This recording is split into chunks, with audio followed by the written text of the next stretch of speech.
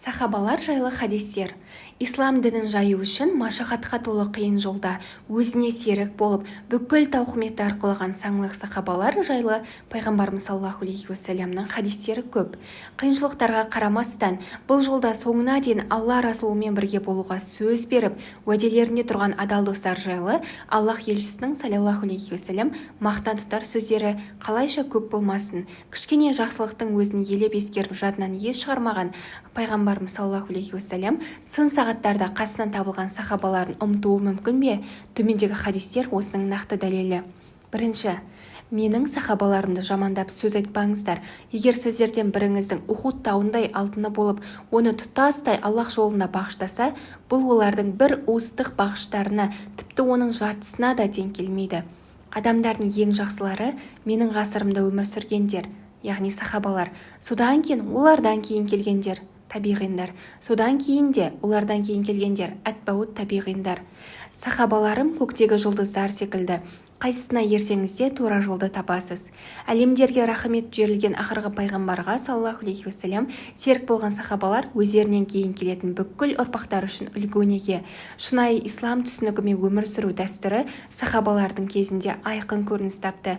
Хадисте айтылғандай, олардың өмірі кейінгі ұрпақ үшін қараңғы түнекте бақыт сілтейтін шамшырақ іспетті. Сахабалардың ислам тарихындағы орны. Сахабалар ғасыры ислам тарихында асрус саадат, алтын ғасыр деп аталады. Себебі олар тек өздерінің ғана емес, барша ислам үмбетінің бақыты үшін жан аянбай күресті. Өмірде адамдар арасындағы қара халықпен басқарушылардың әртүрлі дін өкілдерімен қарым-қатынаста өзі тоқ болып, көршісі аш жақтан келгенде, көршісі аш жақтан бізден емес, бір адамның көңілін қалдыру, қағбаны жыққанмен тең, зыммиге, яғни мұсылмандардың басқаруын өз еркімен қабылдаған, бірақ мұсылман болмаған өзге діндегі зәбір көрсетсе, маған зәбір көрсеткендей. Аллахтың алдында бүкіл адамдар тең, ұлтына, жынысына, түсіне, қоғамдық жағдайына қарамастан, яғни қоғамдық өмірдің барлық саласында исламның басты ұстанымдарын жасампаз дәстүрге айналдырған сахабалар тарихта теңдессіз із қалдырды. Әділетті 4 халифа дәуірінде қой үстіне бозторғай жұмыртқалаған заман орнауы, Хазірет Омардың халифалығы тұсында халық тұрмысының көтеріліп, садақа берерлік адам қалмауы, олардың ислам ұстанымдарын жетік меңгергендігінің айғағы. Сахабалар ел басқаруды мақтаныш емес, керісінше жауапкершілігі өте жоғары міндетті, тым ауыр іс деп қабылдады. Ақыретте сол жауапкершілігі үшін сұратылатын білгендіктен басшылыққа ұмтылмады. Айталық, Омар ибн Хаттаб баласын өзінен кейін халифа етіп тағайындауға үзілді-кесілді қарсы шығып, бір үйден бір құрбандық жетер деуі сөзіміздің дәлелі. Сахабалар дәуірі жер бетінің рахман нұрына шомылған шағы, Аллах тарапынан түсірілген ақиқаттарға куәлік етіп, жаратушының әмірлер мен тыйымдарын өмірмен үйлестіріп, өміршең дәстүрге айналдыру үшін әлемдерге рахым етіп жіберілген сүйікті елшінің саллаллаху алейхи уассалам ғұмыры олардың көз алдында өтіп жатты. Пайғамбарымыздың уахи түскен кездегі халі, Құран аяттарының түсу себептері, әрбір аяттың астарындағы жаратушының мұратын дұрыс түсіне білу, сондай-ақ пайғамбарымыздың жеке өмірі, құлшылығы, мінез-құлқының көркемділігі, өмірінің бүкіл кезеңі сахабаларын көрсеткен қайратының арқасында кейінгі ұрпаққа мәңгілік мұра болып қалды. Олар пайғамбарымыздан саллаллаху алейхи уассалам естіген, көргендерінің бәрін үмбетіне жеткізу үшін көп еңбек сіңірді. Сахабалардың арасында аяқтыға жол, ауыздыға сөз бермес шешен, ділмәр кісілер де бар болатын. Осыған қарамастан олар асыл сөзін зергері саллаллаху алейхи уассалам сөйлегенде зейін қойып тыңдап, айтқанына мойын ұсынатындықтары соншалық, оның құзырында басымызға құс қонақтағандай аса сақтық танытып, әрбір сөзіне мұқият ден қоятынбыз дейді олар.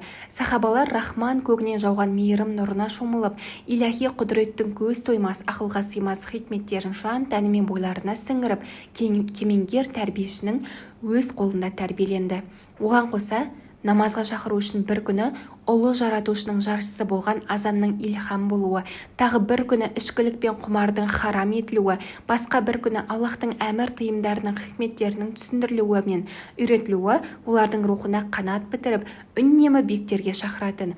Сахабалар өмірдегі түрлі жағдайларға байланысты түсірілген Құран аяттарына қашанда куә болғандықтан бұлқына бұға өсіп, буырқанған ғұмыр кешті. Сахабалардың көз алдында Аллахтан тікелей әмірлер алып, оларды бойына сіңіріп, шақырып, адамзатқа сол ақиқаттарды паш еткен Аллах елшісі саллаллаху алейхи уассалам тұрды. Сахабалардың санасы мен жүрегіне иман нұрын сепелеп, хақ жолын көрсетуші Мұхаммед Мұстафаның саллаллаху алейхи уассалам көз алдында болуы олардың бойындағы құлшынысты үнемі жоғары деңгейде ұстады. Сахабаларға тән бұл өмірде ең ұлы арман Аллахтың разылығына ие болу. Олар өз өмірін Аллахтың разылығына қалай қол жеткіземіз деген асыл да асқақ мұраттың төңірегінде өріп бітті. Бүкіл іс-әрекеттері, сұхбаттары, ниеттерінің бәрі осы мақсаттың төңірегінде тоғысты. Тіпті бір-біріне жолыққан кезде кел отырып біраз иманымызды арттырайық дейтін, адамның екі дүниеде де бақытты болуына мұрындық болуы арқылы Аллахтың разылығына кенелуге болатындығын пайғамбардан саллаллаху алейхи уассалам үйренген олар бүкіл өмірін жақсылық жолындағы қызу жарыспен өткізді. Сахаба үшін бұл дүниедегі бақыт ақыреттегі бақытқа жетудің баспалдағы ғана. Олар бұл дүниенің бүкіл қызықшылығы мен өткінші ләззаттарына еш алданбады. Исламның кез келген мәселесін дүниенің ең үлкен пайдасына айырбастамай, түрлі қауіп-қатер мен қиыншылықтарға қарамастан иман мен тура жолдан еш ауытқымаған сахабаның мәртебесі әрине аса жоғары. Бұл жайлы жәннатпен сүйіншіленген 10 сахабаның бірі Саид ибн Саид былай дейді: бір адамның Расул Аллахтың ғұмыр кешкен кезеңінде өмір сүріп, жихадқа қатысуы сіздердің араларыңыздағы біреудің Нұхтың алейхиссалям өмірінде ғұмыр кешіп, сол уақыт ішінде жасаған ізгі істерінің бәрінен жақсы. Өмір сүрудің күллі шарттары сіздің жолыңызды кесетін өткел бермес от дария боп тұрған кезінде ислам ақиқатына мойынсұнып қатерге бас тігу, шынайылық пен төзімділікті қажет етеді. Әлі ислам дінінің келешегінің қандай боларына толық көз жеткізбестен бұл қатерлі жолға бас тігу адам ақылымен жасалынатын іс емес еді. Бірақ сахабалар алдарында әмин, өте сенімді деп білген пайғамбарды саллаллаху алейхи уассалам көргендіктен олар бұл тартпастан, бұра тартпастан бұл жолдың тауқыметін арқалауға шынайы көңілдерімен көнді. Міне сахабалар зор қиыншылықтарға қарамастан бүкіл тосқауыл мен бөгеттерді бұзып жарып шығуға ынта-шынтасымен кірісіп, өршелене тырысып алға ілгеріледі. Аллах тағаланың өз дінін орта жолда қалдырмайтынына бар көңілімен сенген бұл жамағат табысқа жетті. Сахабаның табысқа жетуінің бір сыры турашылдық пен шынайылықта. Неге десеңіз, сахаба мұсылмандықты қабылдай салысымен дереу жамандықтан жақсылыққа ұмтылды, қараңғылықтан жарыққа талпынды, қоғамның барша індетінен бойды аулақ салды.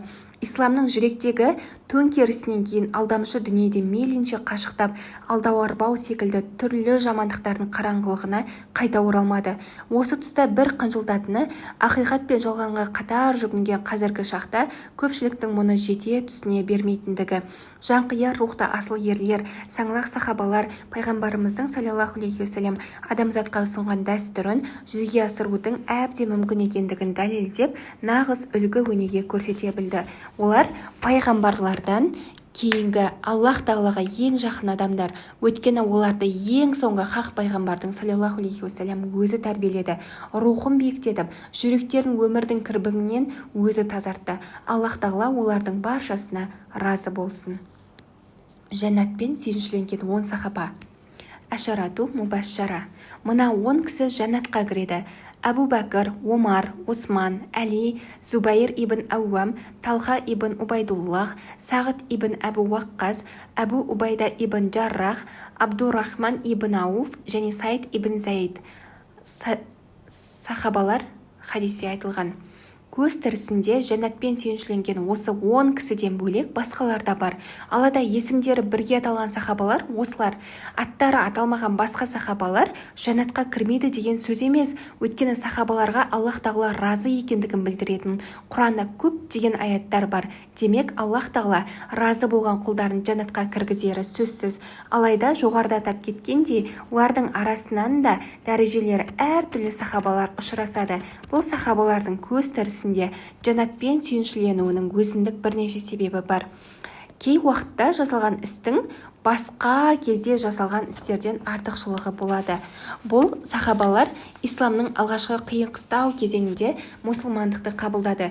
Пайғамбарымыз саллаллаху алейхи уассалам Меккеде исламды уағыздай бастаған алғашқы кезде Өзгелердің теріс айналғандарына қарамастан, олар Құранның әмірлеріне құлай сеніп, мойынсұнды.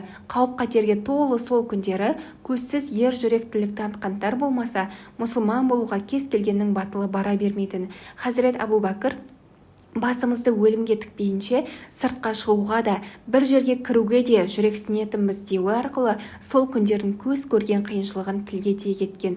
Бұлардың ешқайсысы алған бетінен қайтпай, әлемдердің рахым нұрының саллаллаху алейхи уассалам жан серіктері болып, исламды шынайы көңілмен қабылдап, өмірлерінің соңына дейін қасиетті жолдан бас тартпады. Олардың барлығы Аллах тағала тарапынан әмір түскен кезде бала-шаға, мал-мүліктен айырылып қалу қаупіне қарамастан, қиындыққа көз жұмып, тәуекелге бел байлап хижрет етті. Бұлардың арасында шетелдермен қатынасып саудамен айналысарлықтай аса бай Абдурахман ибн Ауфтың бәрін тастап, Мадинаға көшіп келгенінде өмірін қайта бастауына тура келгендігін айта кету керек. Демек, олар бір ғана мақсатты көздеді, тек қана Аллахтың разылығына бөлену. Жәннатпен сүйіншіленген бұл 10 кісінің ортақ ерекшеліктерінің бірі ел тізгінін ұстай алатын парасаттылықты иеленуі. Әу бастағы 4 халифаның өмірі бұған дәлел. Хазірет пайғамбардың саллаллаху алейхи уассалам үмбетімнің сенімдісі деген марапатына ие болған Әбу Убайданың бойында әйгілі қолбасшы Халидті 10 орап аларлық парасаттылық бар еді. Міне, осындай қабілеттеріне, дара қасиеттеріне қарамастан пайғамбарымызға саллаллаху алейхи уассалам еруі ардақтылықтың үлгісі болатын. Аталған тұлғалардың бәрі текті жерден шыққан. Хазірет Алидің әкесі аса дәулетті болмаса да, Меккеде сөзі өтетін беделді кісілердің бірі еді. Исламның болашағы бұлдыр тартып тұрса да, байлық пен шен-шекпенге көз сатпай бастарын қатерге тіккендігі үлкен жанқиярлықтың белгісі емей немене. Олардың ешбірі дүниеге бас имеді. Керек жерінде Хазіреті Осман 500 түйені үстіндегі жүгімен қоса садақаға берсе, Абдурахман ибн Ауф дүниесінің ауырлығынан жәннатқа кірерде кеш қалатынын естіп, қолындағы бар затын көзі қиып, тегіс Аллахтың ақ жолына жұмсай білді.